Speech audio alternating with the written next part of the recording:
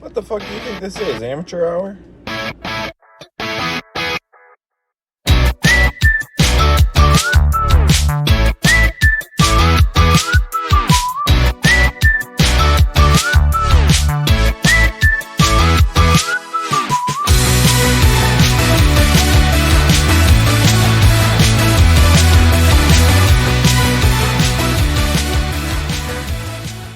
So yeah, I'm not completely sold on flat Earth theory, but the guys at Doomsday Discs have made a pretty good argument. I mean, aren't there? Do they not have molds that are flat Earth related? They do, yeah. They have the flat Earth mold, I'm pretty sure, but they're pretty convincing. This ice wall theory, a Domi disc. So the ice wall theory, yeah, the real North. Yeah. Welcome to Hang Loose Podcast. I am Caleb, or Shank DG. That one's for you at Ken Climo, you little bitch. The worst. I blocked him finally. I just got tired of seeing it. I was like, you're just so annoying. Imagine clinging to something. Oh, it's so bad. Like that desperately. Yeah. Anyways, Kyle is here to admit that he's been behind it the whole time. You know what's funny is people thought it was me for a long time. But I'm sick this episode, so I'm sorry if I sound like shit or I'm low energy. I'm enjoying a delicious bowl of Chick-fil-A chicken. Oh, episode 10. Episode 10, baby. Yeah, I did this. That wasn't jazz hands. Oh, I thought you were jazz hands. No, I very much considered like mocking up a fake logged in Twitter page with that information and sending it to you, like, hey man, like I gotta leave the show. Oh no. And just watching you be like, are you for real? And I'd be like, I tried so hard to keep it together and I'm really sorry because it's, obviously it's something that's growing into something people hate and I don't want you to be associated with. I just really wanted to just fucking full send prank your ass with that. Oh, but then I realized I didn't want to be viewed as a piece of shit, even jokingly. So yeah, no, I actually had that same thought. I had a tweet drafted and I think I sent it briefly. That was like, showed me. Yeah, I was like, guys, I gotta come clean. I've been behind the King Climo account this whole time, and then it was live for like 5 minutes, and I was like, it was meant to piss him off, to be like, no, it's not him, it's me. I'm King Climo. Blah, blah, blah. But I deleted it shortly after because I just don't want people see the original tweet and not the follow up. So I just didn't want people to assume it was me after they already did. I started the White Splatter account and kind of started that ball rolling with all the other splatters that make fun of them. I just don't have the. That was in good fun. That's punching up. Do the shit that you do. But I have zero life. Last week I didn't have a story time because I don't do anything. I remember that. I don't really have anything. Yeah, like, this week really? I came prepared. I'm trying to. Episode 10. Tell me your story, Danny. We're not even through the intro. Welcome to Hanging Loose Podcast. I'm Shank DG, not Ken Climo. With me, as always, is. You should say not Spicy Boy at Ken Climo. Yes, Spicy Boy. Me, yes. Kyle. Hooray. Yes, I'm not at Ken_Climo, who you should. Right.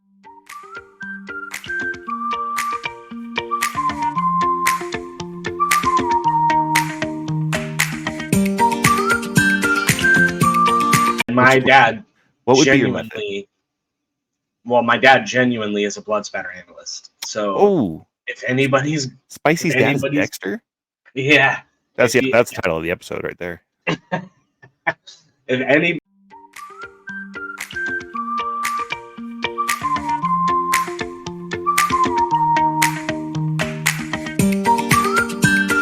Tell us your story time, and I'll tell you my childhood story. We're going straight into story time. Okay. I mean, we don't have to. No, it's good. It's good. Whatever you want. I'm sick and my brain's not. I just want to know how you would kill the people that follow King Climo. He's getting a lot of airtime. Never mind. You know what? Let's move on. Could we just kill him? I like it. This might all have to get cut out. We're probably this is admissible in court. Yeah, we're jokingly conjecturing about murder. We would never actually kill anybody. No, never. No. Just don't check under my house, please. Story time today. Captain Crawl Space over here. Captain Crawl. That's pretty good. So I posited to Spicy, who politely declined, and by politely told me to fuck off. That we do our highest, the story about the highest score we've ever taken on a hole. Good lord.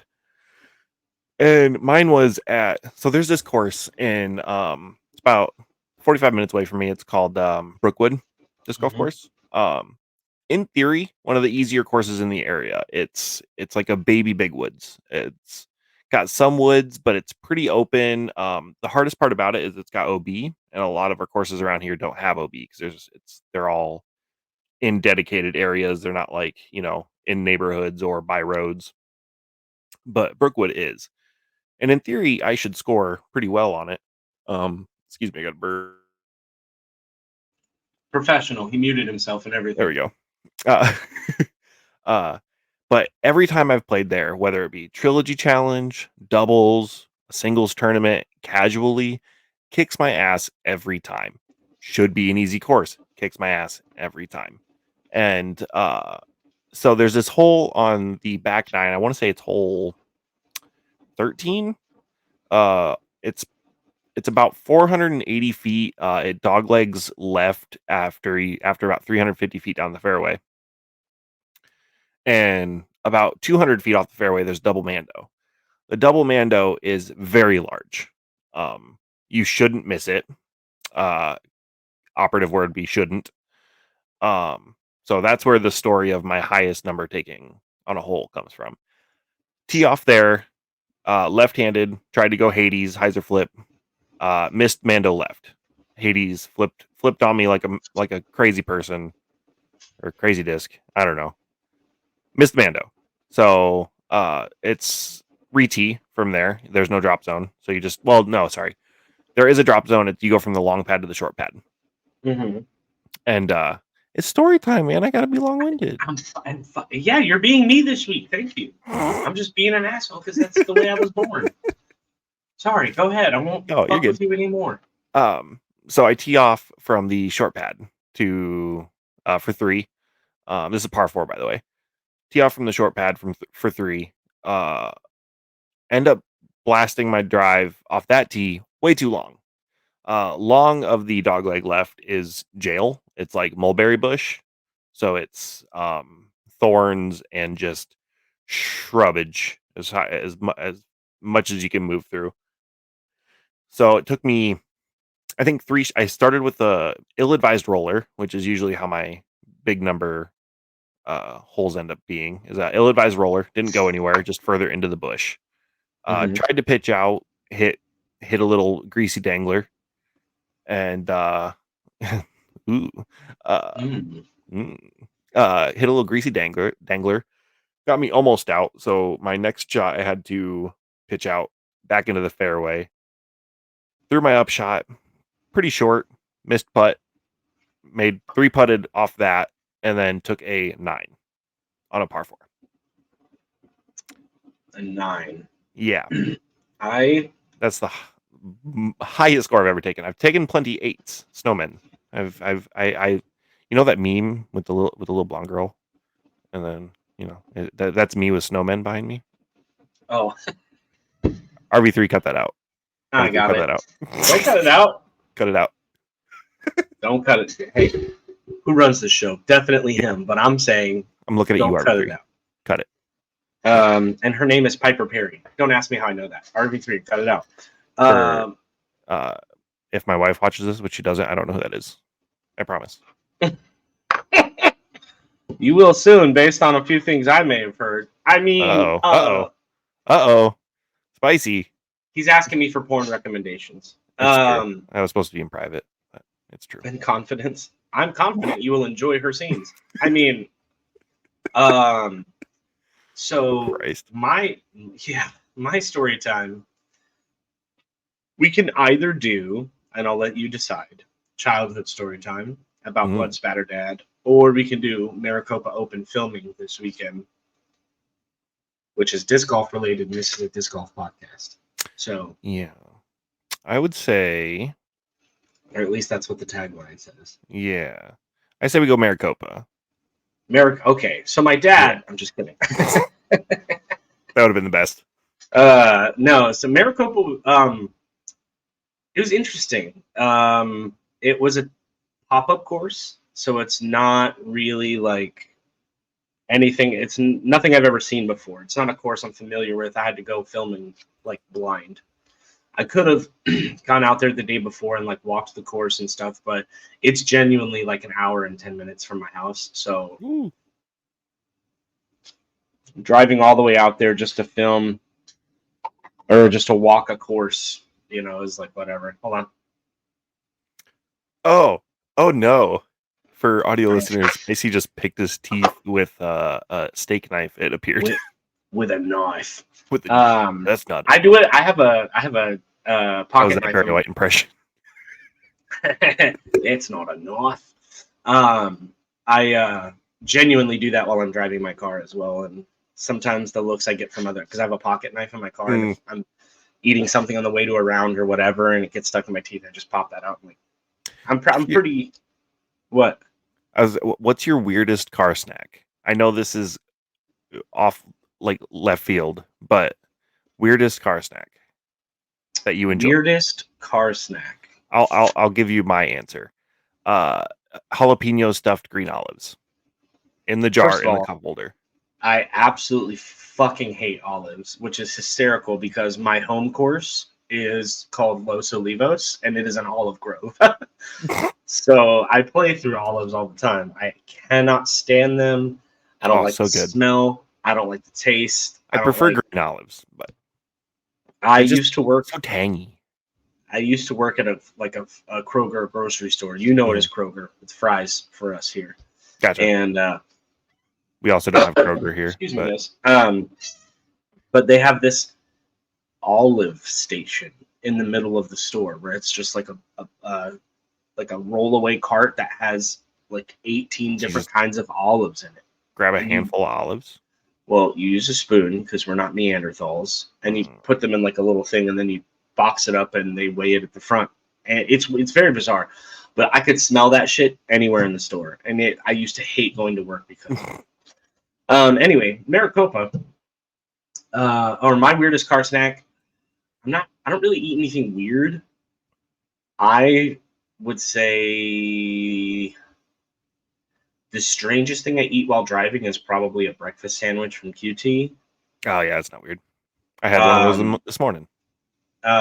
Or I really love the mini Ritz Bits, like the cheese crackers. The mini ones. Those are I would fuck them up. Mm-hmm. Those are my favorite. Maricopa. Yeah, back to Maricopa. So I get there Friday at about 11:30. My car doesn't tee off until 12:30, and the TD's name is Sam Russ. Great guy. He's like, I was starting to get worried. I was like, how early do you think I have to be here, my guy? Like, I get B-roll, which I got plenty of, and then I get, like the videos of the golfers up close. I take their pictures, I send it to Terry, all that stuff. But like that takes 15 minutes, maybe. Yeah. It doesn't. I don't have to be there early. I was starting to get worried. I was like, no. So he was very kind, and the first day I wrapped filming my round, he gave me a player's pack. So it was actually a $10 gift card to Infinite Discs, which is nice. Okay. And then there's a bar and grill that they all went to for a party. I had such a long drive after I didn't go, and I apologize because I was like, I just want to go home and get to because this course was in the middle of the desert. I mean, you just pull up off the side of a dirt road and you get out, and there's hole one. It was like. And you said it was a pop-up course, like they just kind of throw together holes. Yeah, they had really nice Mach X baskets, and they went out. The holes were well designed. There was a lot of shrubbery, like desert shrubbery, cacti, things like that. And the first day was great, and AB and I have kind of become buddies at this point, which is kind of nice. Yeah. So when he sees me now, he's a little bit warmer, but again, I don't. Yeah, enemies to lovers. Well, I think that's just his personality. He's just kind of very stoic a lot of the time. Yeah. But now when he sees me, he's what's up, man? Person.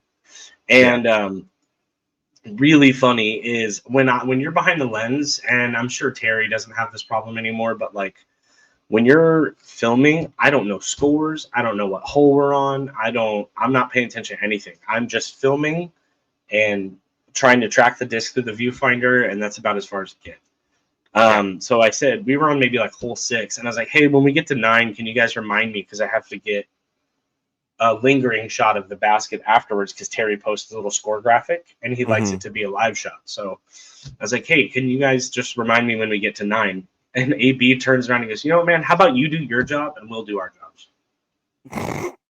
And I was like, all right. And he goes, I'm just messing with you, man. And I was like, oh, god damn, bro. You're like staring into my soul. I didn't know. I was like, how? Okay. I mean, Vision. that is 100% a fair assessment, and I'm sorry that I'm bad at my job. And then he's like, I'm just messing with you. Oh, okay. Oh, man. And then maybe like a hole later, he goes, hey, I meant to ask you, how do you like me throwing these sky blue drivers into the sky for you to watch? And I was like, I hate you. And he started laughing, and it's funny too, because the second day he made another joke about it. And Nick Newton, he's an Arizona local, he lives down in Tucson part of the year, I think. And same thing. He goes, oh man, all my distance drivers are blue. I was like, god damn it, dude. Like, it's very touchy when you're filming drives, because it could turn, and unless you're zooming in at the right pace at the right time, it's so easy to lose. And there were several in the first 2 rounds. There were several drives where I was like, I think it's over here. And I hate doing that, because I know Terry's watching it going, Jesus, dude. It very clearly flipped. But when I'm like this, yeah, I mean, if anyone understands, this big, like, it's very difficult sometimes. Yeah. Do you have any better luck, like getting out of the viewfinder and just trying to like hand-eye coordinate, watching it with your bare eye and pointing the camera? You would think the issue with that is I can't see how far I'm zooming if I try and do it that way. Oh, that makes sense. So I can't. If I could zoom all the way the hell in super fast and not really know, because I can't visually see what the zoom is doing. That makes sense. Because I tried that at the Big Arm Challenge, and when Terry came back, he always gives me feedback, which I always ask for. When he came back in January for Shelley Sharp Memorial, he's like, you really got to like work on your tracking, because you're kind of just pointing where you think it's going. And so I really have made it a mission to try and work on that. Hole 11 at Maricopa Open. I'm excited for you guys to see the footage, because I did get some really great shots. But hole 10, they're throwing up the side of the mountain. So like they would throw, and then we would have to hike like 50 feet up, which doesn't sound like a lot, but the terrain is very rocky. It's very slippy. And the first day I wore Vans, because I didn't know how extreme the terrain was going to be. And trying to get up the side of the mountain in Vans, you'll be able to hear me on hole 10, round 1. I'm filming them putting like this. I mean, I was fucking dying. And I text Terry, I was like, I'm so sorry, dude. You're going to hear me breathing on hole 10, because they started putting before I could catch my breath. And yeah, it's only 50 feet, but like it's like climbing up 50 feet of a sand dune. Yeah. You're so tired when you get to the top. So then after hole 10, excuse me, is hole 11. And hole 11, you have to climb up another 30 or 40 feet to get to the tee box. And it's a 75-foot downhill, 680-foot hole. Ooh. And on the first day, AB put it under the basket. No way. Under the basket. That man's a monster. And he literally, when you see the footage, his eagle putt is him just picking the disc up and dropping it straight in, no chance. Like, he's underneath it. God, and I was like, damn, man, no one's going to throw a shot that good again. No. That's like... Fast forward 2 days later, and Tristan Tanner does exactly the same thing. Bruh. And he ended up winning. And I'm proud to say that I personally have solo filmed 2 Maricopa Opens in a row. The first one, AB got his first win with his new sponsor, Discraft. And then this one, Tristan Tanner got his first win with his new sponsor, DGA. Hey, And I'm speaking for Deutsch Disc Golf right now. Spoilers. hey, I don't give a fuck. But yeah, man, it was really fun. Tristan. Yeah, Tristan. I made a joke with him because he used to post on Instagram all the time, like what he was having for breakfast and stuff. And I ran into him in Vista a bunch. And I was like, I'm just going to start calling you Oats Overnight because that's always what you post that you're eating for breakfast. And it's really funny because if we make that your nickname with your initials being TT, it'll be TOOT. I'll just call you Toot. Toot. And he was like, yeah, sure, man. And so this guy? There was recently a post that him and the Amside podcast put out about how he's a tour fashion icon now. And I was like, listen, when I met you, you still had hair, you know, you were doing like the whole like living in the van thing. And I said, then you shaved your head and you started wearing snapbacks. And I've been doing that for years. So I don't know why they didn't give me any credit. He goes, oh yeah, it was definitely meeting you for sure. And I was like, of course it was. I know. I don't wear those dumbass pit vipers like you and AB do, but I hate those. Yeah. Listen, I love you guys. If you love the pit vipers, like more power to you. I just think you look absolutely ridiculous. I think the only person who can pull them off is Bear Bite. Yeah, but like that tracks because the rest of his fashion correlates. But yeah, but like seeing AB wear nice polo shorts and then pit vipers. What the fuck? Yeah. Did you get confused with your eyewear? Yeah, it's strange. But Maricopa Open was fun. 3 days, 3 difficult days. I genuinely on my drive home was like I had to keep like slapping myself in the face and like trying to wake myself up because I was nodding off because 3 hours of driving almost and 3 hours of filming in this like no shade. It's just full sun and I was just beat to shit. But it was a good time. It's exhausting. Yeah. I mean, at least the blaring horns and brights from semis wakes you up pretty well. No brights. It was still daytime. I was leaving at 3:00 in the afternoon. Oh, you know what? That's fair. Yeah. For some reason, I always think of falling asleep driving as being like a nighttime, but I guess it doesn't have to be, right? Oh, your voice modulated so bad right there. Wow. Yeah. No, I mean, because the drive out there was always faster than the drive home because of go home traffic. So it was just like I caught that every time. Of course, it's Phoenix. There's construction on the freeways 100% of the time. So I will just say Terry doesn't know how lucky he is to have not had to film it himself because I think he would have been pissed about it. We just wouldn't have Maricopa Open anymore, at least on film. Not at that course. If they go back to Copper Sky or Maricopa Meadows, then absolutely we could have it. But like, I think if I'm sure Terry's filmed worse. I'm sure filming like D-Glow at Toboggan and things like that, like, you know, that's got to be awful. But like, that's a smooth incline of grass. There's no, you know, you're not losing your footing and like all that stuff. What? Hey, RV3. I hate to put more work for you. This episode is brought to you by Great Lakes Disc. Oh yeah, we're supposed to do that in 2 minutes. It's 2 minutes of the 25 minutes episode. 2 minutes, 20 minutes was the difference. Sorry, Papa. Love you. I also love you, Papa. Oops. It's even in my notes. Like I looked right over it. My excuse is that I'm ill and that I did not think of it. My excuse is that I'm dumb as fuck, boy. Okay. So disc golf chick cheating on her boyfriend. What stuff? Did you see that? No, you missed that. No way.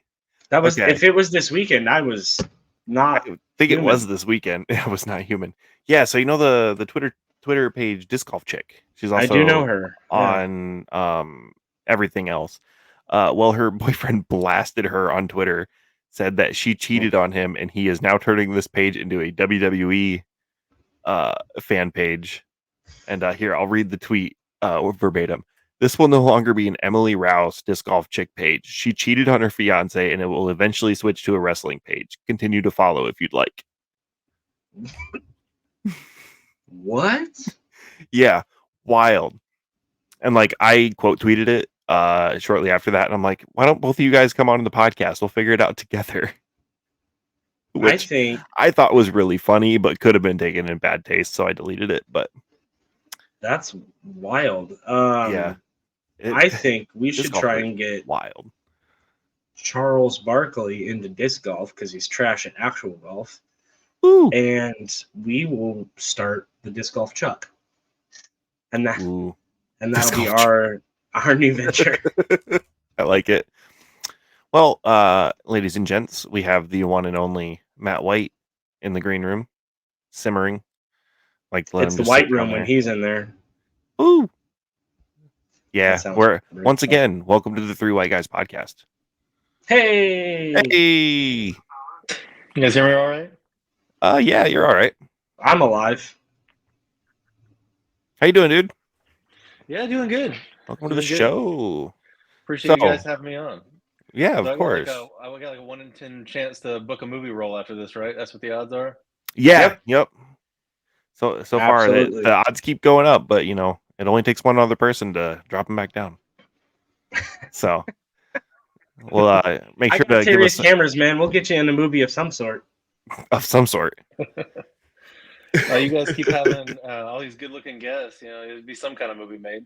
Yeah, right. Well, I mean, this makes 10 episodes in a row that our guest has been more handsome than us. So.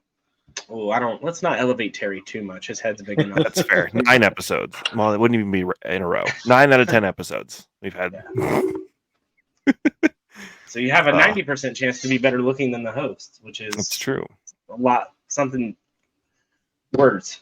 It's a lot more exciting to rely on. I don't know. I'm sick, so I'm sorry, Matt. You're not getting me at my finest. That's all right. So are you wearing the Diamondbacks Barella jersey? Yeah, I just got it. I ordered it and had it sent to a home I no longer frequent. So picking it up was something I had to schedule. But everything went smoothly. Everything was great. Yeah, so no worries. I didn't wear it the last day of Maricopa because I knew AB was gonna wear his. And that's like, if I match with AB, that's gonna be a little so. No, if the second cam would have caught you guys in frame together. Oh God! And then we'd have run away into the sunset. Yeah, enemies to lovers. So what's going on, Matt? Tell us about you. How's it feel to be back on Twitter? It's like I was on Twitter for like 12 years, and then I got a warning when I posted a picture of it was my Lone Star team disc from like 2 years ago, and they sent me a warning about that. I asked them what was up, and they said, "Oh, it was just a mistake that our crawler got it," and then they reinstated me that time. And then I got another warning back before Christmas, and they just said, "Your account has been scheduled for termination. There's no appeal available." So I was.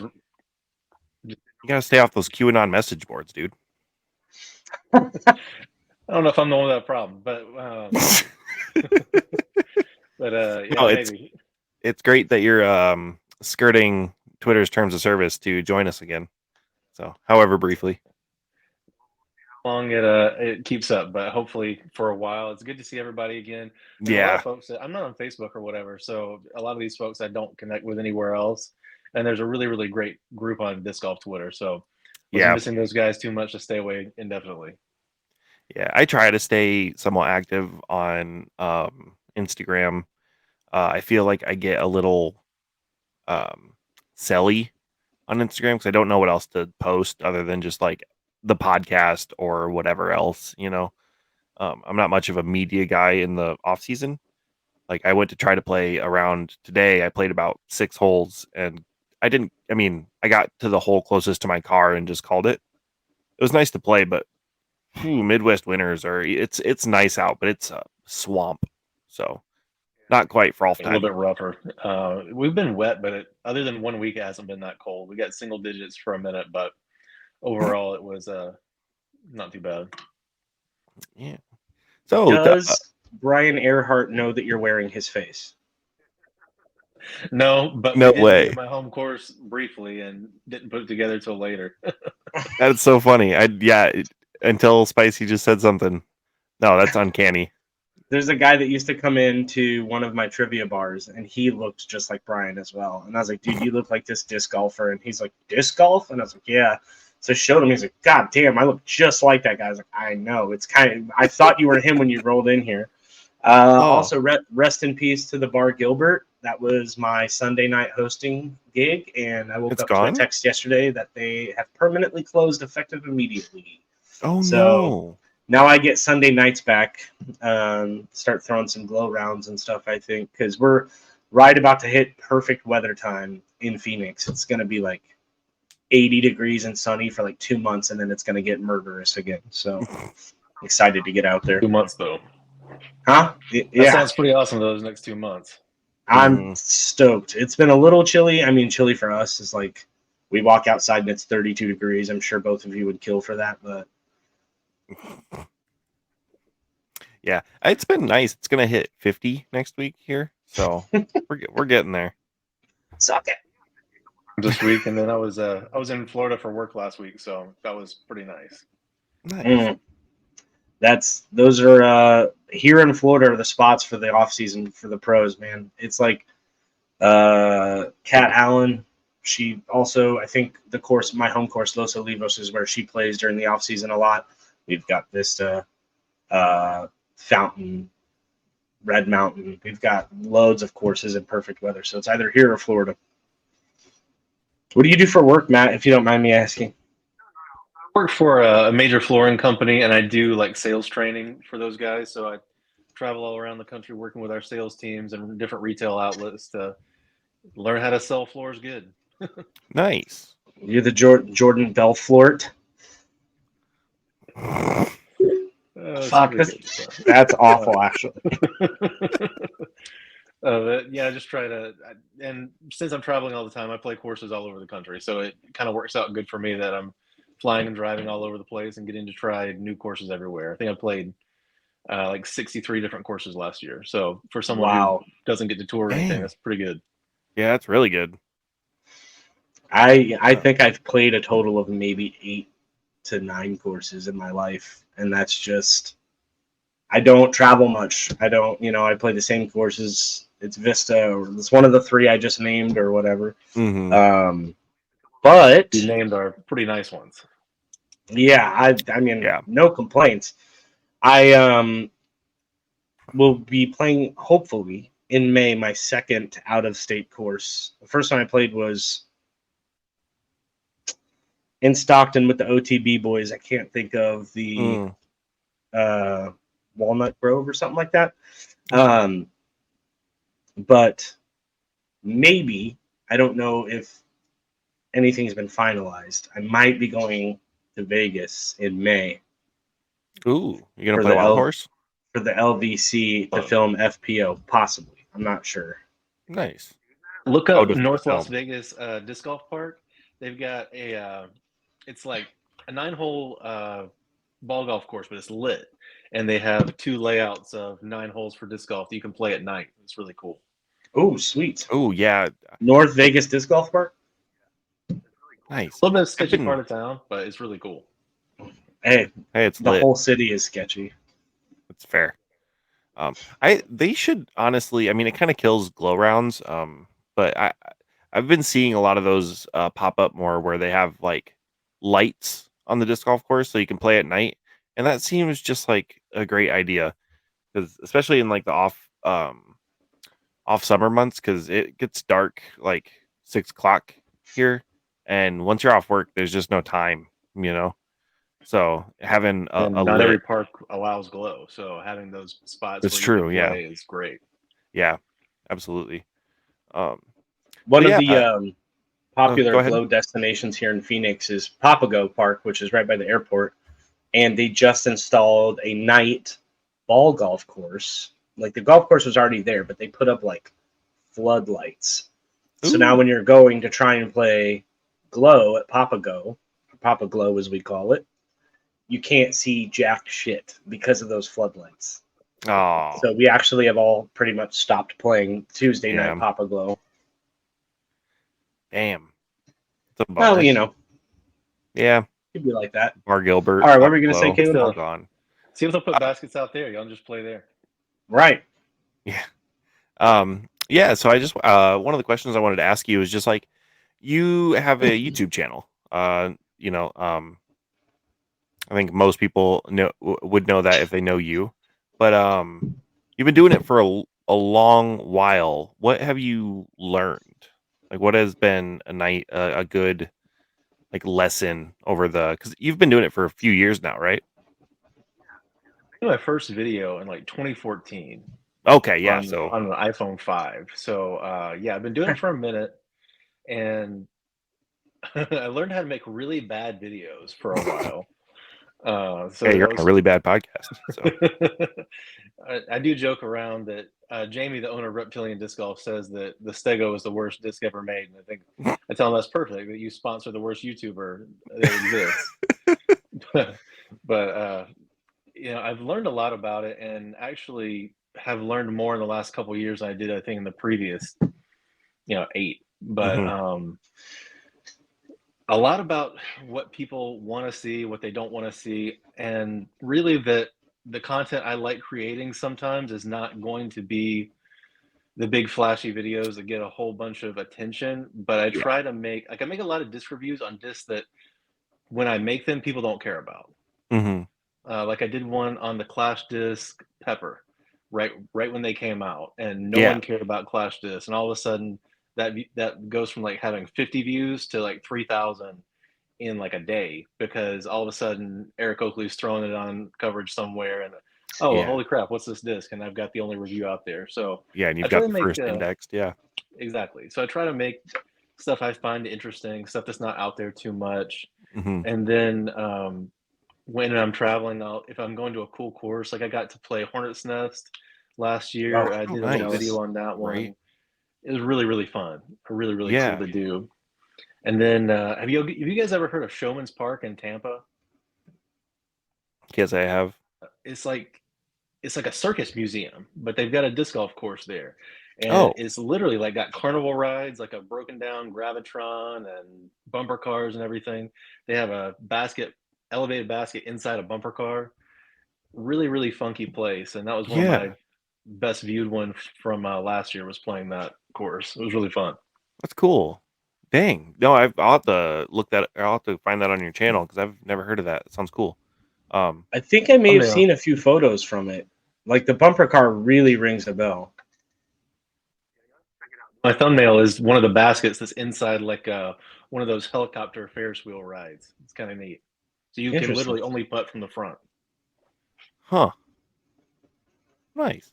That's like the It kind of sounds similar to that flying armadillo, that course in is it Texas? Uh, But like it's long. It's like legit. I it's like think Flying Armadillo is like kind of short. This one's yeah, like that's got it's like a 400 or 500 gimmicky. foot holes. Yeah. Dang. Okay. Sweet. Yeah, I'll have to check that out. The either it's pinned from you or YouTube suggests it, but when you search you on YouTube, the first one that comes up is the All Stego round. At least from for I don't know if that's because it's pinned or whatever. But are you like a Stego salesman? Actively, yes. Pretty No, much. I mean, you I've sent me one, known. right? Yeah, I did. Yeah, you sent me So you sent me the Stego. That thing is unusable. Go buy one. Um, I throw them so much. I really do. I have two in my bag. I've got the tar pit one, like I sent you, and then I've got mhm. an amber one that's their premium plastic one. I throw them all the time, and people always say, "Oh, he's breaking out his cheater disc," because I know how to throw them to get birdies on those like 200, 250-foot holes really Mhm. well. And a lot of people would throw that disc and be like, I think even Drew Gibson threw it, was like, "This is the stupidest thing ever created." Yeah, it's what the tilt of the mid range category, like, and what I found weird about it, and it might be because of that little lip on the top of the disc, but the softer you throw it, the farther it wants to fly. Like if you try to rip on a Stego, it just nosedives. So is that It's true? that top bead. Yeah, it's the way that the outer rim hits the drag, since Okay. the top is like Hmm. concave. I don't Yeah, have got one. I can it's grab like it though. puddle It top, goes but down. Go But it's get kind it. of. I'll grab one. It's got one right here.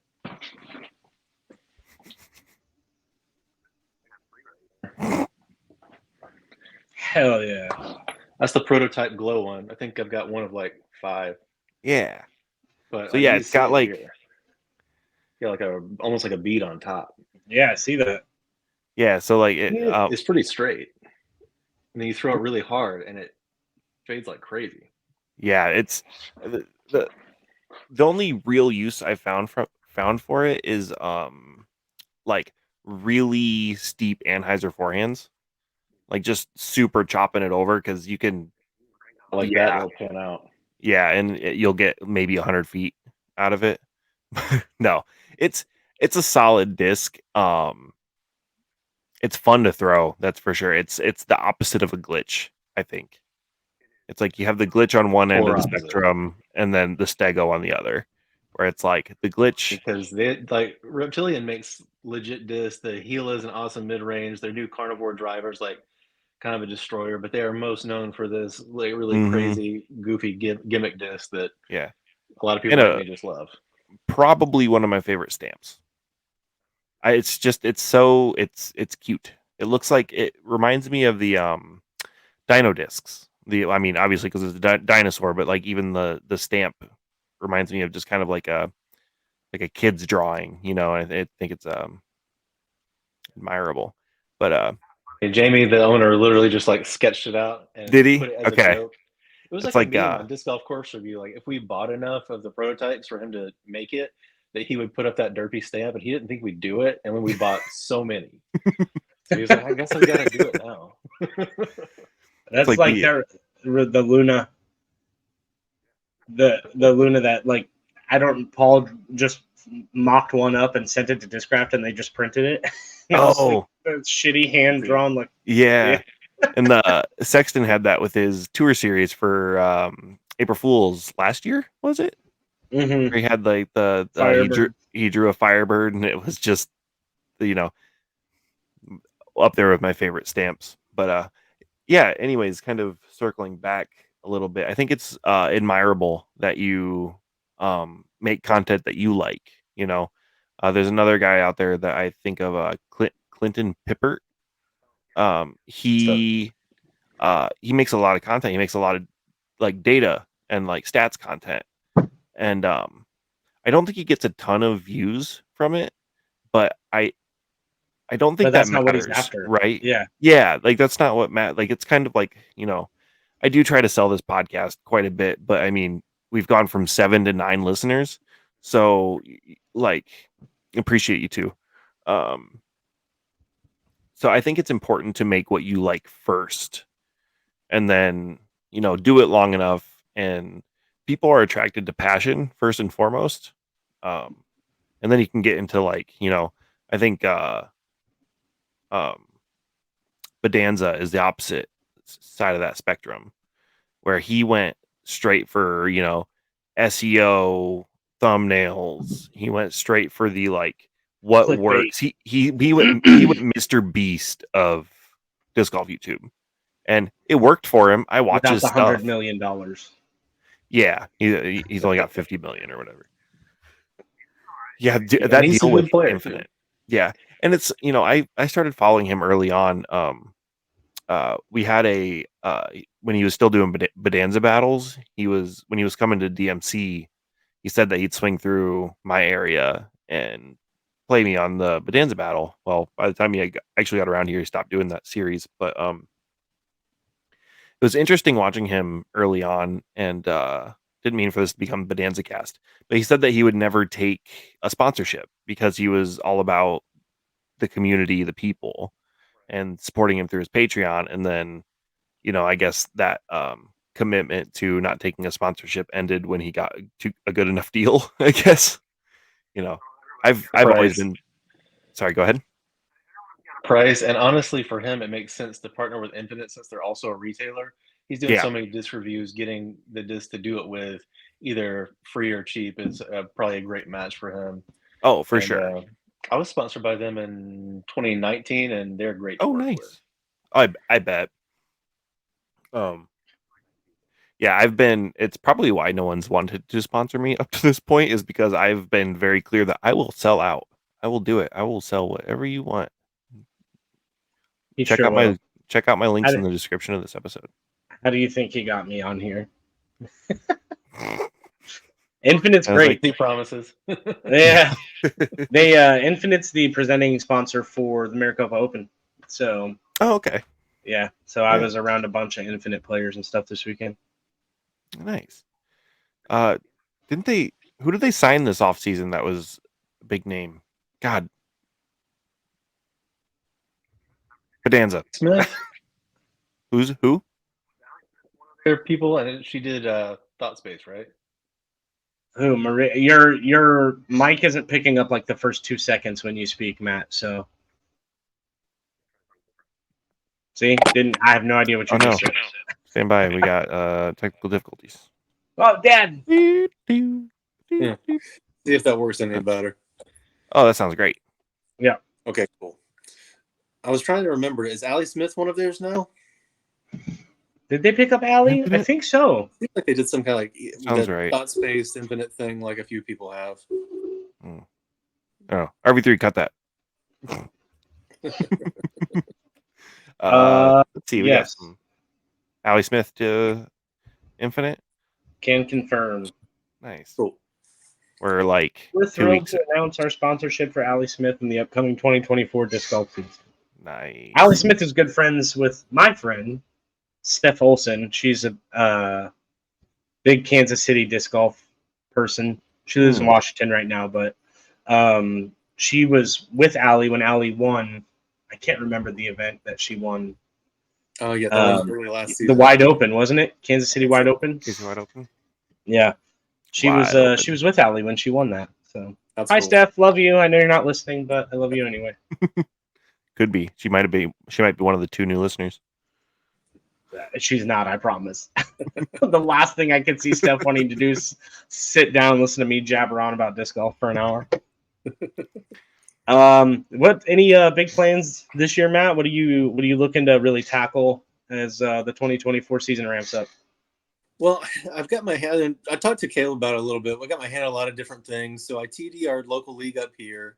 We just stopped in the 31st of December for last year and getting started again probably into March. And then I got a couple tournaments coming up. There's one at the end of February that's on a private course up here that actually, if you look at old footage, Simon and Avery Jenkins have played this one years ago. It's the Haywood Valley Open up in Northwest Georgia. So if you guys want to see where I'm playing, there's an old video of Avery and Simon playing that course. And then I'm traveling around for work trying to make this new series I'm doing on my channel where it's kind of like travel vlog style. So I don't know if you guys ever watched have you guys ever heard of Bald and Bankrupt? I don't think so. My life story. You actually look a little bit like him, Spicy, but he's a British guy that goes around. That's actually a compliment. Look it up. He's a good looking gentleman. People tell me I look like Tim the Tap Man all the time, and that is not a compliment. No, this is a lot better. Okay. He's a British guy who travels around mainly Eastern Europe, basically going places no one else would want to travel. He's got a little handy cam and just going around adventurizing, as he says, in all these different places in Russia and Ukraine. And he was in Ukraine when Russia invaded. So he has an evacuation video. I'm not doing anything that hardcore, but out in with the masses of disc golf, trying to capture like what everybody is doing on different courses throughout the country. So nice. That'd be pretty cool. Should be fun. Well, if you come to middle of nowhere Iowa, I'll chase you off a course with like a hatchet or something. your action. I actually want to go to Georgia and play some of the courses. One of the first friends I ever made in disc golf is Keith Bombalin, and he owns Bomb Squad Disc Golf out of Georgia. I know Keith. Yeah. Keith and Brandon for sure. Yeah, I played in their Boomtown tournament several times. Yeah, Boomtown. He's a really nice guy. He was I haven't talked to him in a long time, but he just happened to be in Phoenix for work. I think he trains on like CNC machines, like industrial grade ones. And he was in town for work during the Memorial, the first year that I volunteered. And he and I became buddies, and he's doing well, I hope. Like I said, I haven't heard from him in a while. I think we disagreed on some pretty important things. So I don't know if that's what it was, but They he's couldn't decide he's if they were getting a pepperoni or sausage pizza. yeah, all sausage Critical. all the time. Extra sausage. That's what But she's he was always great to me. He gifted me a few discs and scorecard. I wonder if I still have it up here. Let me see. Oh. Yeah, George is on the visit list for sure. Also because I love wings. It's a good spot for that, and great for disc golf too. And we've had an explosion of courses in the last couple of years. The area I'm in now had in 2015 had one course. That's awesome. Oh, that's sick. It was first disc golf gift I ever got. Nice. That's very cool. Yeah, they're good people. And that's a cool tournament they run. They run one at a ball golf course that's 27 holes. I think the average length is like 550 or something like that. There's several holes, 1,000 feet. So long day of throwing. Yikes. Do you ever get to play with the throws? I know Frolfer Mag is out of Georgia. Do you ever play with that guy? If I do, I don't know him by that name. Gotcha. He's got the Frolfer magazine. Oh yeah, I account on Twitter. I've met him, but I've never played with him. Gotcha. He runs some stuff downtown. Yeah, it's kind of rough because we're just far enough away where I run stuff just outside of where his people play and vice versa. So it's a lot of Sunday and Thursday leagues is mainly what we do around here. So we don't get to overlap a lot, but he does some cool stuff. He just did a multiple parts point series called the Tour de Frolf, so that's pretty cool. Yeah, I've got a hat from that coming in the mail. His logo is pretty sick. Yeah, it's pretty cool. I wish I could have done that. It was a 2-round tournament on a Friday, and I couldn't get off. Oh, you just leave, ask for forgiveness, not permission. I'm not in the office that much, so I try to be good when I am. Yeah, behave a little bit. So yeah. I've got a little bit of a we're gonna spicy take. Sure. This episode. Look at him. He's you look excited. Fucking, you owe me a nickel. I gotta pay him royalties every time I say spicy. Dude, I remember the first time I heard that on the Disc Golf Network when Terry was like, "Hey, it's a time for our halal guys spicy shot of the day." I was like, "Hey, you can't fucking call me or nothing, pieces of shit." We all know it's about you. It's not halal guys. That. Yeah, obviously. I mean, their famous sauce is the white sauce, and that's also my stripper name. So I mean, they're really just encroaching on all of my intellectual property. Yeah, I'm pretty sure they owe you money at this point. Right, or at least 100%. some free falafel. Haven't even gotten that. All right, sorry, go ahead. No, you're good. All right, so I'm just going to pose this to whoever wants to answer. What are your thoughts about the teams, the likes of which Lone Star, Doomsday, Black Zombie, etc., are building? You think AMs are just attracted to the sense of community, or is it kind of a gross marketing ploy from those companies to use that sense of community just to up disc sales? Yeah, I've got kind of mixed feelings about it because with some people who are in it for the right reasons, they can get a lot of positivity out of it. But that's kind of a specific case. I know from the company standpoint, they're creating a captured audience, which as a business person, I respect it a little bit, but it's still kind of predatory behavior. So yeah, in a way, I've got pretty mixed feelings about it. But for the right person, it can be a good situation. There's some local guys.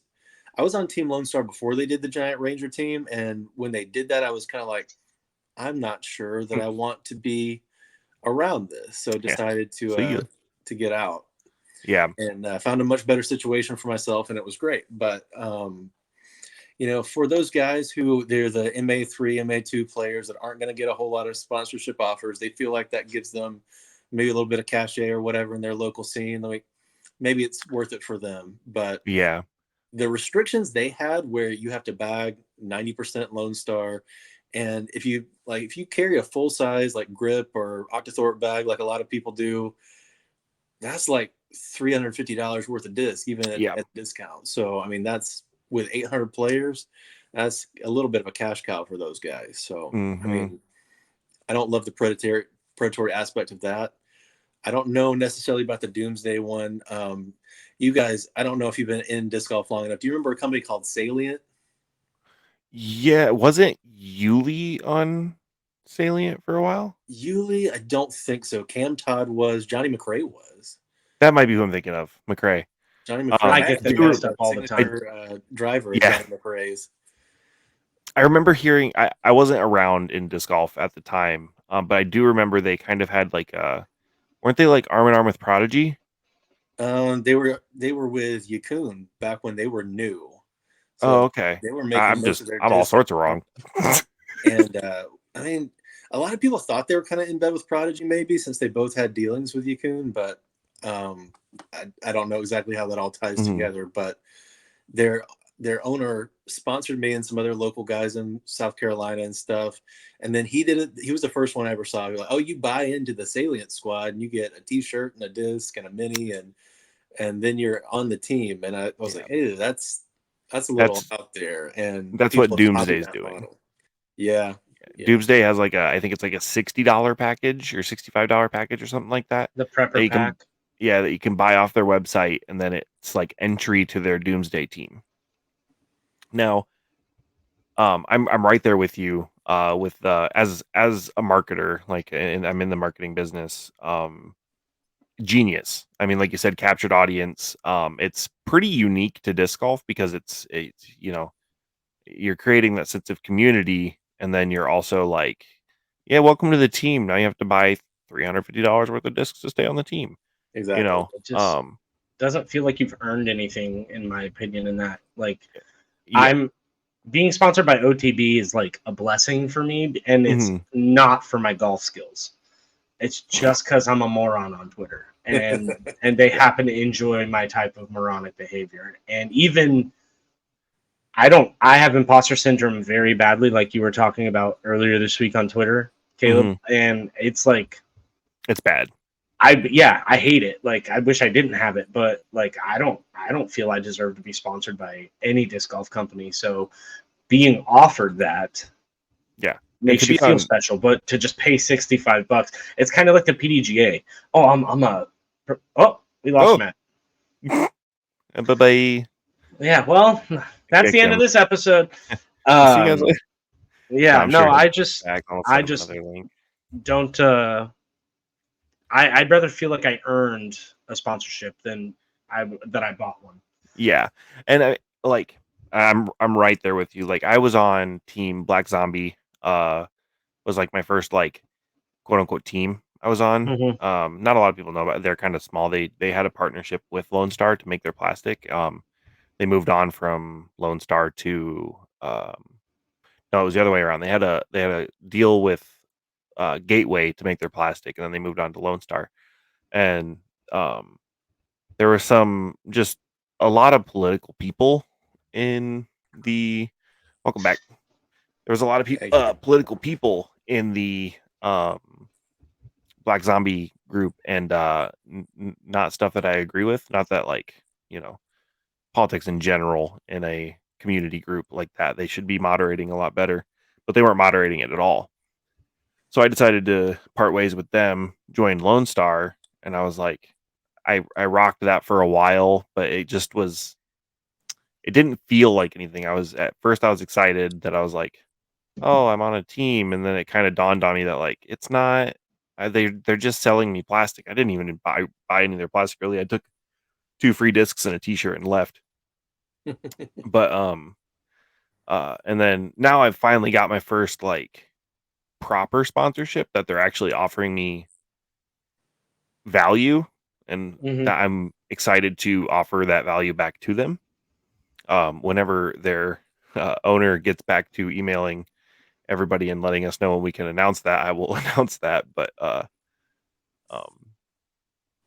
yeah, so that's nice. It's just, I appreciate it because in marketing, you want a community over an audience, and disc golf is such a good community that I think some of these companies are taking advantage of it. Like, even when we all have differing opinions sometimes, we're all still disc golfers. I mean, like in the Holy Shot documentary, it was was it Dunapace that said we're the largest family in the world? Like, I think it was him. Yeah, I mean, when you get down to it, really, we're nerds throwing plastic in the woods. Yeah. It's a pretty tight group, really, and if we can't overcome some slight differences, that's on us, really. Yeah, and I think we're all pretty stoked to be White. part of a community. White, yeah. Also very white, unfortunately. You know, it's like I won't go there. That's probably for the best. We're gonna turn to the new Black Zombie discs. No, I was just gonna mention Parked on Twitter. He's always people take him the wrong way. I think he has good intentions. Was where I was going with that. But that's neither here nor there. Oh, you messed me up. Yes, That's what I do. That's the reason you brought me on here, was to keep you off your game. Oh, yeah, but I mean that was my question I had because I was trying to think about it earlier this week, because like, does it really matter? I mean, how much different is the Lone Star Ranger team than the Prodigy Street team?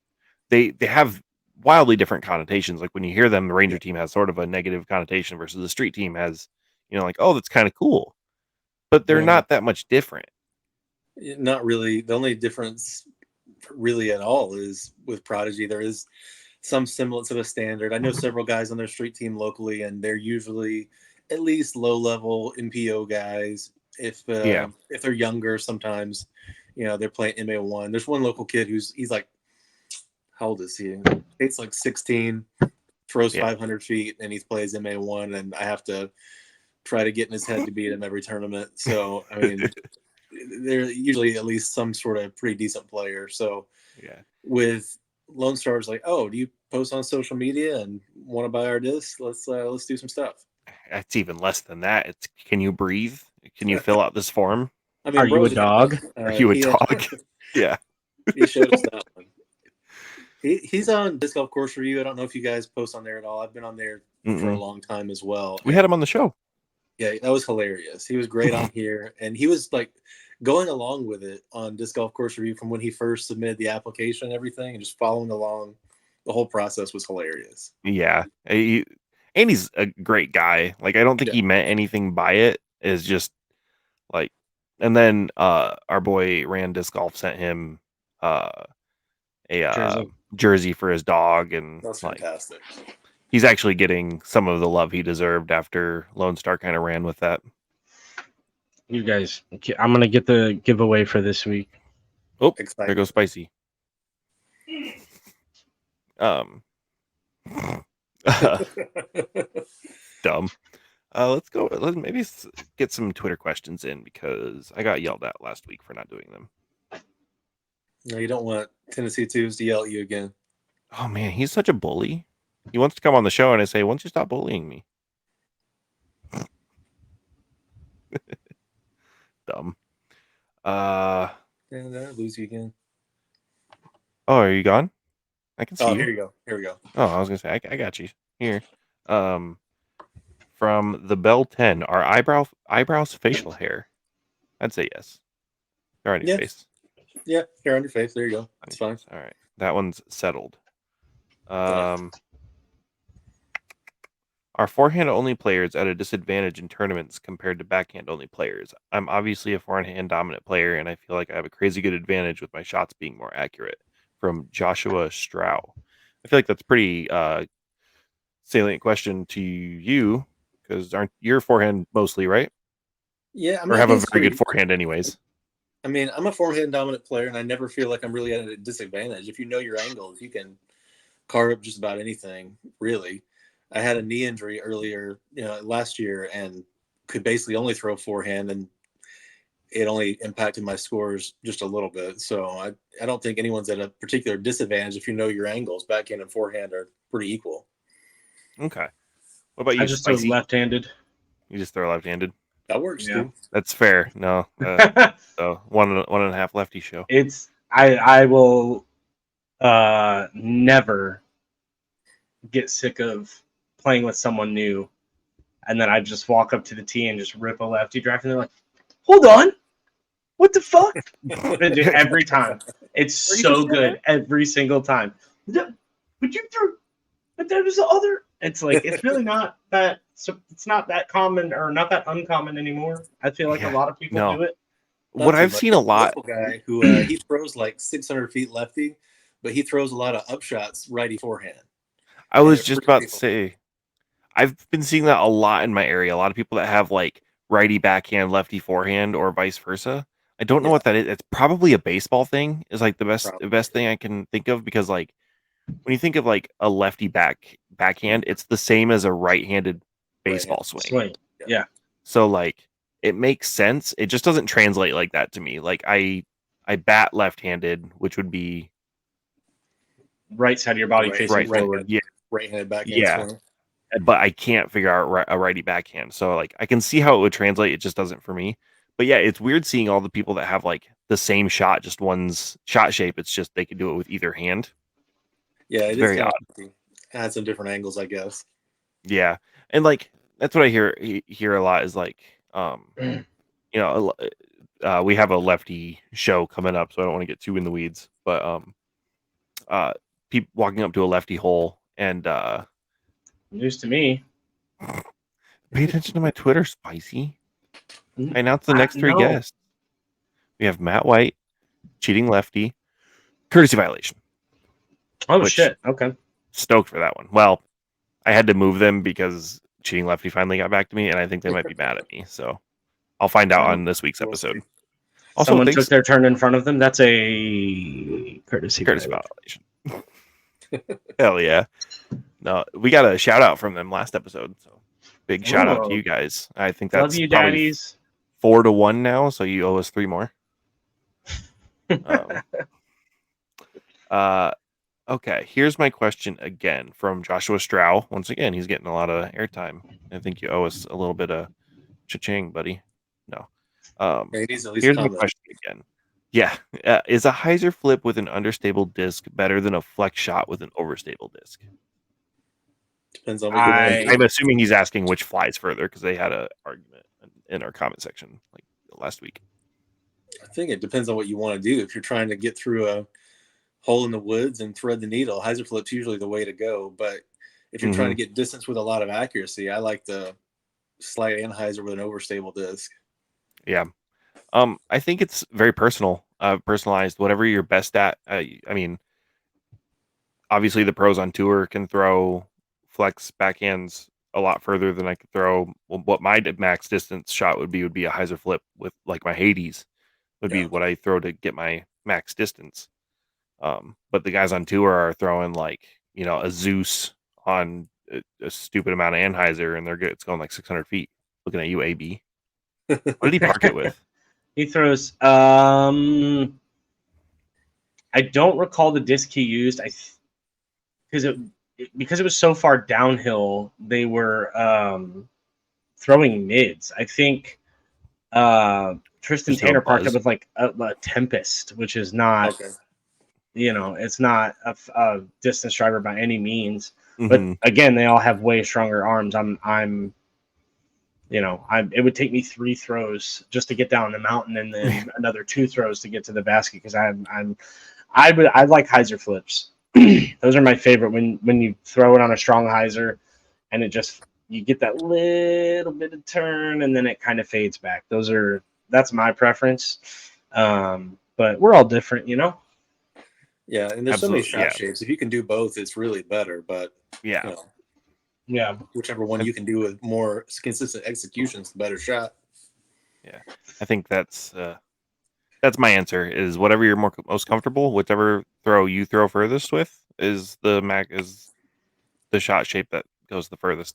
Spicy, you made me think of something. Y'all want to do a quick story time? Ooh, yeah, to hit it. With it. I'll go real fast. So Tristan Tanner seems like a really great guy. About 2019, I was at Golden Gate Park, and I guess it was the same time that the pros were coming in to play the ball golf course down there near San Francisco. And I was in there for work. I had time to play like one round at Golden Gate Park before I had to go straight to the airport. So I'm playing it with like my computer bag, my suitcase, like lugging them around the course, looking like probably a homeless person. And all of a sudden, I see Tristan Tanner come up on one of the holes. It's one of the elevated basket on the stump. If y'all have ever seen that course, and we throw like 3 holes together. Don't talk a whole lot, but I outdrove him on that hole, and he looks at me like, "Who is this kid? Who's this homeless guy throwing a metal plate slab as far as I throw my felon?" And then he just like goes on back to his van and finishes up. He's when I first met him, my story time earlier, we were talking about Tristan a little bit, just because he comes out to Phoenix in the wintertime, and he had his van and his long hair and everything when I first met him, and now he's he's got the shaved head and he's clean cut, and we're out at the Maricopa Open in the middle of this fucking it's just the middle of nowhere, like the air smelled of horse shit because of all the farms around, and he gets in this really nice like purple red BMW SUV with his lady friend. I don't know what their proper affiliation is, so forgive me, but he wins, he gets his trophy, he gets in his Beamer and just drives away. I was like, where did you what? Okay, you're so much different than when I met you a few years ago, but not in a bad way.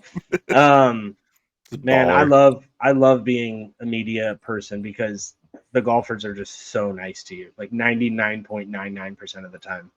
Every once in a while, you'll get somebody who's just having a bad round and they kind of throw an offhanded comment or whatever, but for the most part, everybody's just like, "Hey man, good to see you, what's going on?" It makes it's so funny because I'm older than all of them, but I feel like a kid. I'm like, "Hi." It's just you feel like you matter, and it's really nice. What's this let's giveaway? do this giveaway. Yeah. In honor of Kevin Jones finishing second place. I know that second's not ideal, but he always plays well in Mexico, and I was sent by my sponsors, OTB, this nice KJ 500 plastic reverb. Ooh, it's Phoenix shiny. Suns colors, so you got little orange and purple.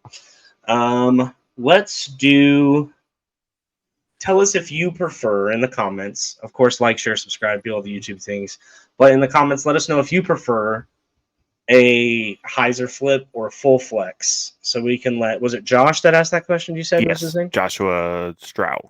So we can get a consensus for him and get in more arguments in the comments. But yes, we'll pick one next Tuesday in a week's time, and we'll DM the winner and let you know. By the way, if we DM you, respond. Otherwise, we're going to give your prize to somebody else. Yeah. And I'm actually a little bit behind just because I've been filming and I've been under the weather. I've still got a couple giveaways to send out. So if you have one and you haven't received yet, I apologize. I'm going to go to the post office tomorrow. We will get. I'm in the same boat. I've got that grace I need to get out, and I feel super bad. I've just been broke. You know what? We are AMs though, and we said that at the start of this podcast. So we will get them out. Deal with it. You might get them next year, but you'll get them. No, not that long. We'll get them out. Yeah. Thank you, Spicy, for the giveaway. Thank you, OTB, for the giveaway. Always. And Great Lakes Disc, which we definitely mentioned in the first 2 minutes of this podcast today. Thank you, Papa, for being pretty. A beautiful man. Pretty old. Ooh, get him. Fucking get him. Fucking get him. And thanks, Matt, for coming on, man. Thank you, dude. Pleasure to chat with you. Yeah, absolutely. Keep doing your thing. Of course. Great to watch you guys put the show together. I've been one of your people watching every show, so it's great to be. You have been. It's been. Thank you. You. I think you're the only person that responds across Twitter, Insta, and Threads. Kind of Twitter. Now Twitter again. I assume. Back I don't know. Maybe you won't like it. I don't know. I'll check. No. Thank you so much for coming on the show. I am terminally online. You cannot escape. I know you're everywhere. Everywhere you want to be. Sweet. Well, thank you for coming on the show. I think this is gonna be a new tradition to have the guest scream us out. So Yeah. Yeah, just give us a scream. To everyone watching, hang loose. And Matt, if you want to give us a little scream to get us out of here, Oh, let's see. it can be real quiet. Just go. Yeah, you can whisper scream if there's sleepers. Yeah, there are. But I'll give a rah.